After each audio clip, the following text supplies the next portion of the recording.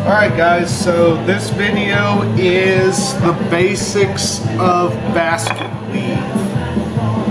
Basket weave is a deceptively hard thing to do right. It really is. It takes a lot of practice. And the main thing is just keeping your line straight. So what we're going to start out with is, like always, we want to flip our leather over to the flesh side. We're going to take our blue painter's tape and we're going to tape the back. And the whole thing is, we don't want this leather to stretch. We don't want it to turn into a freaking bowl because we tooled it. So you put your painter's tape down, and the painter's tape works the best and it's the cheapest. You take your roller, and this is like a glue roller. You buy them at Tandy's. I think they're 14, 15 bucks. I'll have to check. And therefore, whenever you glue two pieces of leather together to force everything together. So you take this guy and you just go through and go over it. And you're going to go through and press all that tape in. And the reason being is, if you don't press your tape in, it won't stick right. So now we've got it taped. We're going to take our spray bottle and we're going to spray it. And ignore the blue tape on the edges. I put that there just so I could make sure that I was staying inside frame. If you even see them, I doubt you will. So now we're going to take our compass, our wing dividers that we buy from Tandy's or wherever the hell we buy them from. I buy mine from Tandy's because they're cheap. And as you can see, I've had these quite a while. And you're going to come through and just scribe a line. And it doesn't have to be perfect. I'm just doing this for border reasons. This is a piece of scrap leather that I pulled out of the bin. And this is 8 to 9 ounce oak leaf. So once we've got that down, we go through and we get our ruler.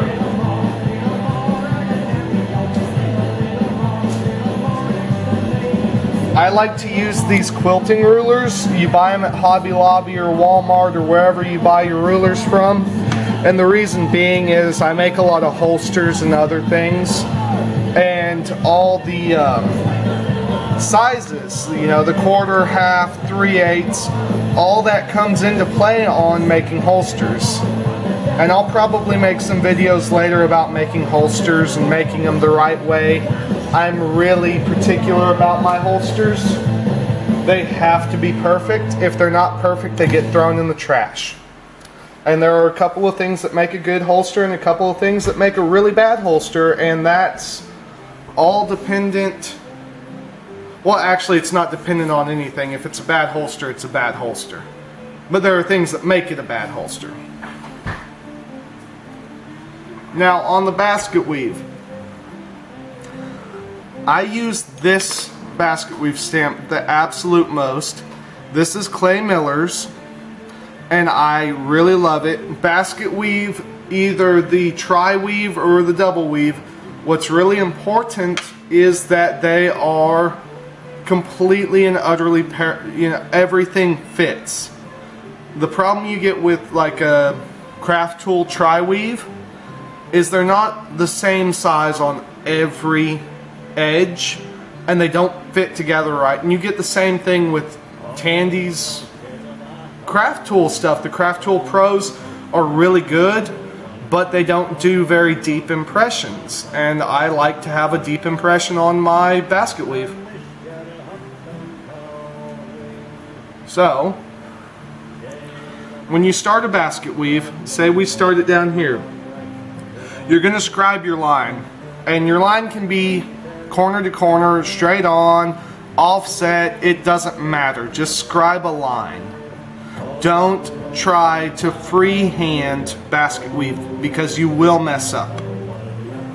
So you're going to set the edge of your tool in the line right here, and you're going to move it down to where it almost touches or barely touches your compass line. And then it's right there. So now you come in and you can see that little vertical line right there. You want the edge of your basket weave not to touch that, but bare, you know, almost touch it but not, and then go along the line. And there's your second impression, and you do that all the way up this. So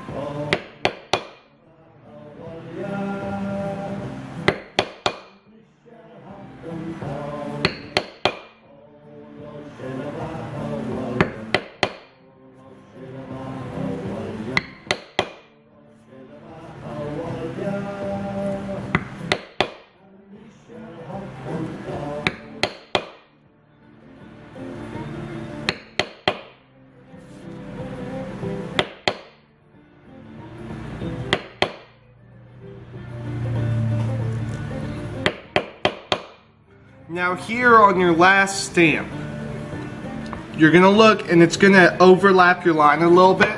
So you don't want to hit it straight on. You want to kind of angle it a bit back and do a little impression.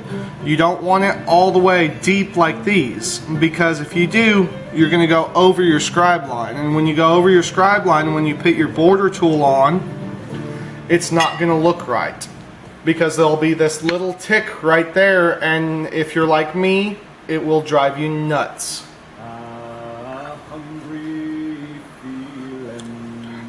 So now we've got our center line done. And I guess you could just like start down here and work your way up if the line is perfectly straight. But it'd still be a pain in the butt, because you'd have to offset your tools. And if you don't offset it perfectly, it's not going to work right. I like to go diagonal across. It just seems easier to me.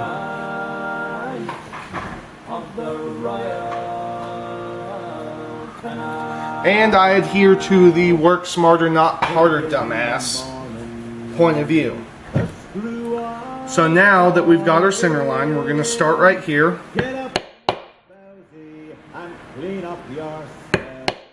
And you want to try to center these. You want to try to make sure they're in line. You'll have a little gap on each side, and that's by design. You want that little bit of a gap, that way that you can center the tool and not step over yourself. Because if you step over yourself, your whole basket weave's ruined. And in my experience, most people that come to you will want basket weave on something. Don't know why, but they want it. And if you do it right, it looks great.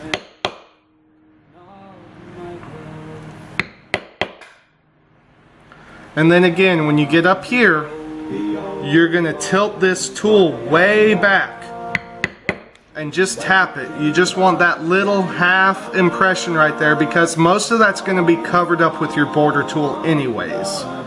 You don't want to go past your scribe line at all.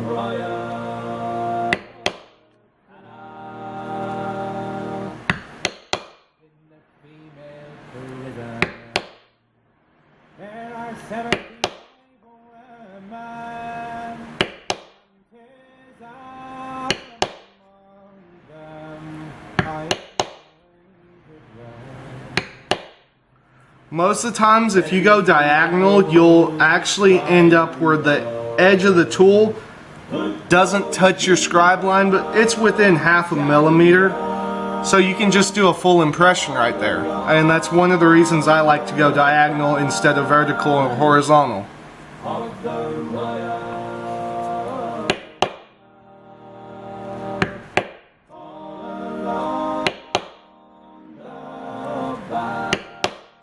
Now if I'm doing a whole big area basket weave, I don't use my Berry King. I bought this from Tandy, and it's a Al Stolman monster maul, I call it, because it's freaking huge. And I can just set this basket weave in there.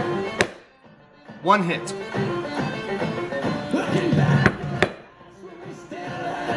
But then when you get up here to the corners, you have to like control yourself. So it turns into a pain in the butt sometimes. But these big molds are perfect for geometric stamping because you don't have to do multiple hits. You can do your little tap to set it and then just wail on it. And that's one of the things with geometrics. You really do need to wail on them. Otherwise, they're not going to make the impression you want. Or on the inverse, you'll have to hit it multiple times. And when you have to hit something multiple times, there's too much of a chance for it to jump and chitter around. You see the difference between the big maul and the little maul. And I do like using mauls. I don't use mallets. I've used a mallet for about 2 months whenever I was starting out. And then I bought a maul.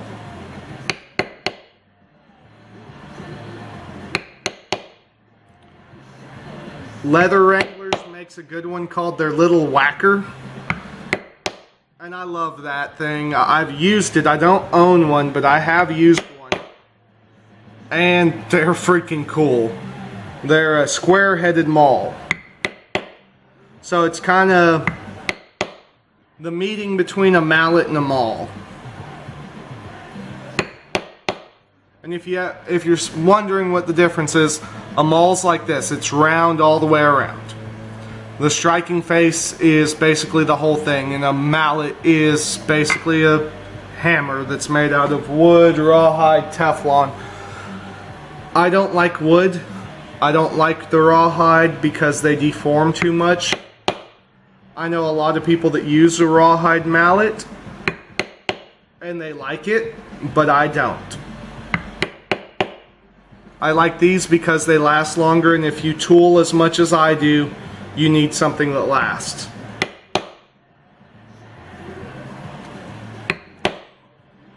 Also, a good maul is not going to jump around when you hit it. It's going to hit and sit. If you buy, like Tandy used to have the Al Stolman mauls, and they were really good. They had this nylon head on them, and it does not bounce that much. Their new Pro Series mauls seem to be really bouncy to me.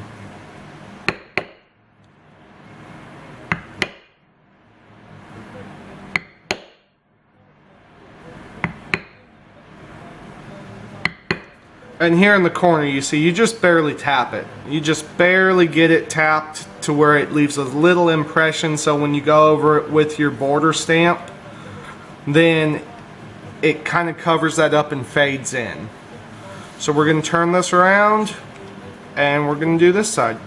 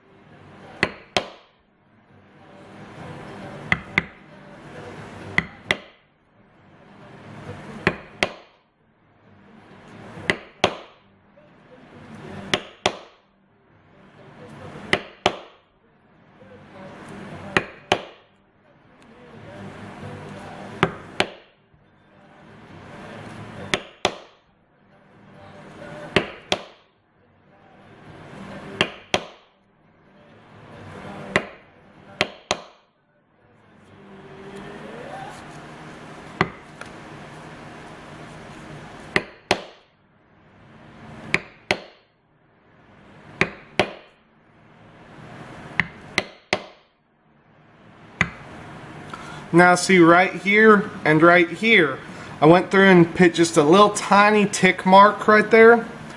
And that's basically because right there, if I go right here, it's not going to look right. There's going to be a big old freaking gap right there, and you don't want that. So you're going to come through and line this up and then tilt it way back. And it helps you to keep your tool from getting off or tweaked at all. And that just keeps everything nice and straight.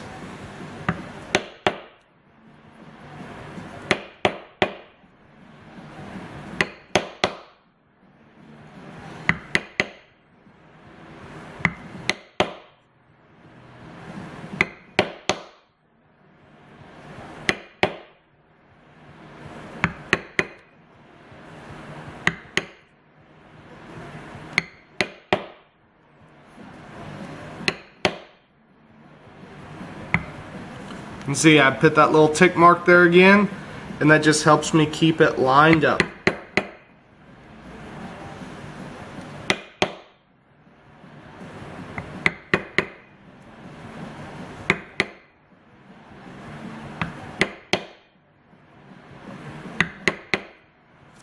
Alright, so our basket weave's done. You can go ahead and put your basket weave stamp up right now. And then, so this is really funny. If you've ever gone to Hobby Lobby, which I'm sure you have if you're watching this video, well actually if you have a girlfriend, a mother, a grandmother, a creatively inclined person in your family, go to Hobby Lobby.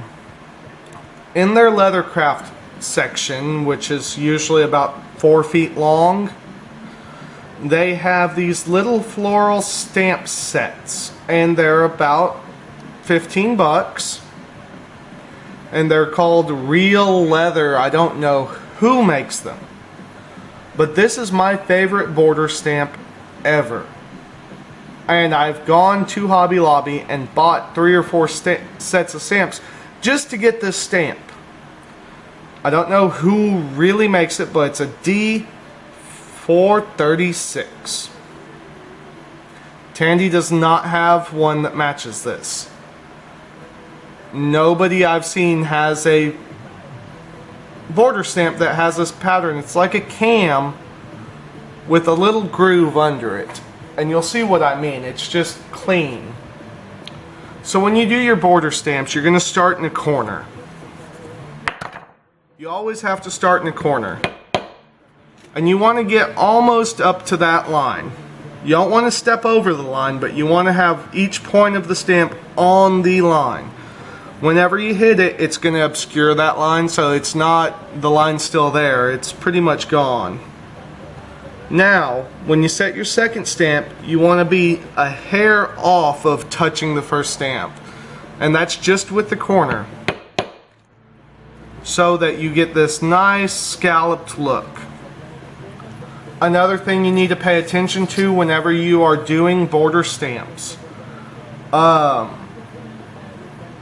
If your pattern is not completely and utterly measured to make sure that they fit perfectly, you'll get here and your stamp will be like this. To fix that, we start on this corner too, and we work our way back in. Do not do this into the middle. Don't put it in the middle right here. Put it somewhere off to kind of in the corner, but not right in the corner. That way it's not noticeable. And what I'm talking about is where your stamps meet.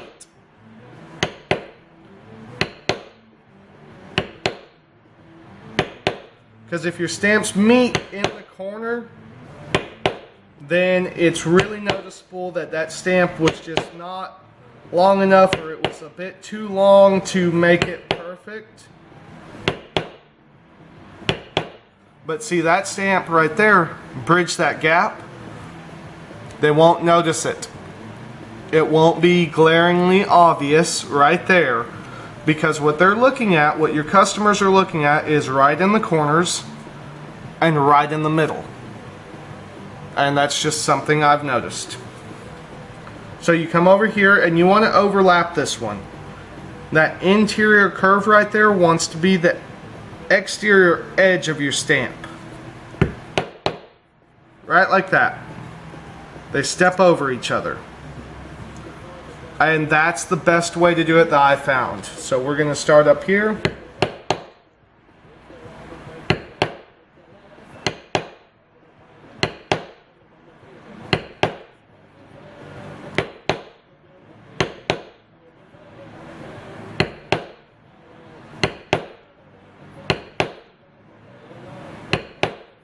And then like on this one, I needed a 1/10 of a millimeter longer on each stamp, you know? But since it's right there, it's not really noticeable in line. Now you're going to come back up here and you're going to do the same thing. You want to line the exterior of your border stamp with the exterior of the inside curve. Right there. To where it's not stepping on each other, but it's kind of like stepping around each other. Then we're going to come over here.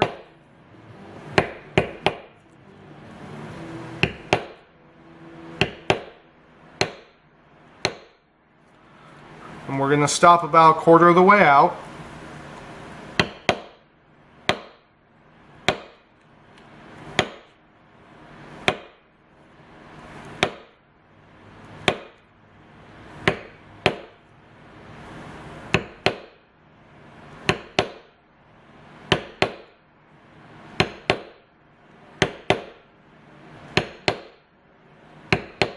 And see right there, the stamp's going to be a bit too big. But it's not super freaking noticeable. And you never want anything that's going to be super noticeable, because people will notice it and they'll ask you about it. And it's always kind of awkward to say, well, my border stamp's this big and this pattern's this big, and it doesn't really work perfectly, because then they're going to be all, well, it's not perfect, so I want a discount. Well, no, you're not getting a discount. It's hard to explain that to them. Now here on your last one, you know, you've done a rectangle, you're on your last side, it's a short side, hopefully. Try to plan it out to where it's a short side. Come over here, do the same thing, butt them up. You want those two smooth curves right there. It looks better that way. Down here you want to do the same thing. Two smooth curves, it looks better. And then give it, say 4. Right there. And then bring it all the way back down. And this piece is not square, obviously. It's a piece of scrap leather.